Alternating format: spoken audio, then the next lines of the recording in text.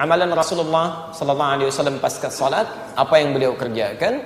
Lalu kita jawab terkait dengan apa yang teman kita tanyakan. Pertama, seperti tadi kita uraikan dalam menjawab pertanyaan kawan kita yang pertama, amalan Nabi sallallahu alaihi wasallam pasca salat adalah sesuai dengan ketentuan Al-Qur'an di surah keempat An-Nisa ayat 103, kan? Fa idza qadaytumus salata fadhkurullaha qiyaman wa qu'udan wa 'ala junubikum. Maka jika kalian telah menyelesaikan salat, bergegaslah untuk berzikir kepada Allah, baik dalam keadaan berdiri, duduk ataupun berbaring. Saya ulang, semua amalan yang menjadikan kita ingat dengan Allah, tersambung dengan Allah, disebut dengan apa? Zikir. Misal, membaca Al-Quran itu bagian dari zikir. Karena Quran sendiri disebut dengan zikir. Quran surah ke-15 Al-Hijr ayat ke-9, posisi paling kanan di pertengahan. Inna nahnu nazzalna dzikra wa inna lahu lahafizun. Sungguh kami telah turunkan Al-Quran sebagai zikir. Jadi kalau Anda sedang baca Al-Quran, Anda sedang zikir itu.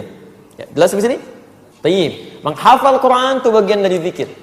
Maka disebutkan 4 kali di Quran surah 54 Al-Qamar ayat 17, ayat 22, ayat 32, ayat ke-40. Walaqad yassarnal Qur'ana lidzikri fahal mim muddakir. Dan sungguh kami telah mudahkan Al-Quran digunakan sebagai zikir. Ya, diingat, dihafalkan. Jadi menghafal Quran disebut dengan zikir. Jadi kalau Anda sedang menghafal Quran, itu pun Anda sedang berzikir di situ. Jelas di sini? Salat itu disebut sebagai zikir. Quran surah ke-20 Thaha ayat ke-14. Wa aqimis salata lidzikri. Tunaikan salat sebagai zikir kepadaku, kata Allah. Jadi ketika Anda sedang salat, itu adalah bagian dari zikir. Ya. Berdoa termasuk istighfar, bagian dari zikir.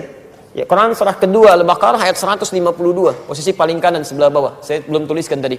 Ya, fadhkuruni adzkurkum. Maka Anda zikir kepada saya ingat Anda. Dan doa sebagai bagian ingat kita kepada Allah Subhanahu wa taala, memohon kebaikan. Nah, sekarang kalau kita simpulkan, ya, Anda simpulkan misalnya, kalimat-kalimat zikir di Quran bentangannya banyak.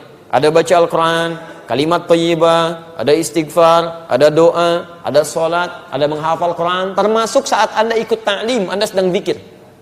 Karena saat Anda mengikuti ta'lim, Anda ingat dengan Allah Subhanahu wa taala.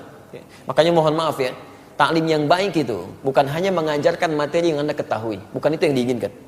Ta'lim yang baik itu diisyaratkan oleh Quran adalah ta'lim yang bisa mengangkat iman Anda lebih dekat dengan Allah Subhanahu wa taala. Itu ada di Quran surah 58 ayat ke-11, posisi paling kanan sebelah bawah. Makanya ketika disebutkan di Quran, ya ayyuhalladzina amanu, dibuka dengan kata iman. Hei orang-orang telah menyatakan dirinya beriman kepada Allah. Idza qila lakum tafassahu fil majalis, jika diinformasikan pada Anda, dikatakan luaskan majlis. Majlis itu asalnya dari kata jalasa, berpindah dari posisi rendah ke posisi tinggi. Kalau Anda duduk di bawah, saya katakan fadl ijlis, silahkan duduk. Itu bukan cuma duduk, tapi maksudnya pindah ke tempat yang lebih tinggi. Tempatnya disebut dengan majlis, jamaknya disebut dengan majalis. Kalimat majalis di sini disandingkan dengan menuntut ilmu, diawali dengan kata iman. Kata para ulama seakan-akan melukiskan kesan bahwa tempat menuntut ilmu yang baik itu bukan sekedar Anda datang, tapi tempat yang menjadikan Anda terangkat keimanan Anda lebih dekat dengan Allah Subhanahu wa taala. Jadi kalau Anda menuntut ilmu, belajar dengan siapapun, iman Anda tidak meningkat, pengetahuan agama Anda tidak bertambah, ada yang salah di majlis itu. Makanya di ujung ayatnya dikatakan, yarfa'illahu alladhina amanu minkum walladhina utul ilma darajat. Orang-orang yang belajar seperti ini, imannya akan diangkat oleh Allah, plus pengetahuannya akan bertambah. Silakan antum cek. Kalau antum masuk ke majlis ilmu yang seperti ini, pengetahuan Anda pasti nambah. Salat Anda bukan cuma sekedar bertakbir, tapi paham kenapa saya mesti bertakbir, bagaimana cara saya bertakbir, apa bacaan yang saya bacakan. Kemudian Anda menjadi lebih dekat dengan Allah. Sebelumnya cuma salat fardu, sekarang pengennya di masjid. Sebelumnya fokusnya yang berjamaah fardu saja, sekarang kehilangan sunnah, sudah nggak nyaman. Dulu ketinggalan fardu Anda biasa-biasa saja, sekarang ketinggalan salat sunnah, sudah nggak enak Anda. Itu ta'lim yang bagus. Itu yang disebut dengan zikir. Disebutkan di Quran surah ke-9 misalnya 122, posisi paling kiri sebelah bawah. Itu sebanding amalannya dengan orang jihad itu. Nah, jadi dari semua amalan-amalan ini pasca salat, apa yang dikerjakan oleh Nabi? Apakah berdoa, ataukah langsung istighfar, atau kemudian beliau misalnya baca Al-Quran, atau beliau menghafal Quran, atau beliau mengajarkan dari materi keilmuan yang disebut dengan ta'lim itu. Bagaimana urutannya?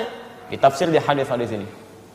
Pertama, lihat kalimatnya di hadis Muslim nomor hadis 591. Begitu beliau selesai menunaikan salat, salam ke kanan dan ke kiri, zikir pertama yang dilakukan oleh beliau adalah istighfar 3 kali.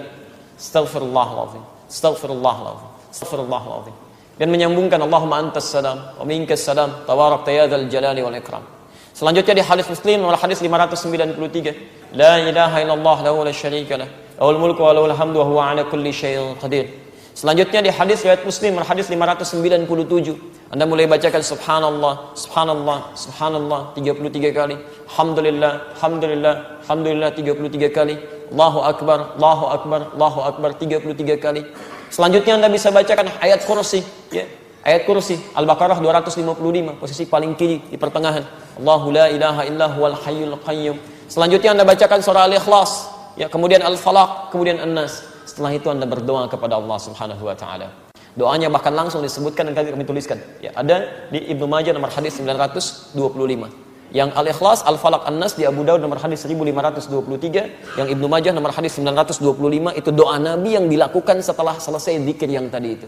Kalimatnya, Allahumma inni as'aluka ilman nafi'a wa rizqan thayyiba wa amalan mutaqabbala.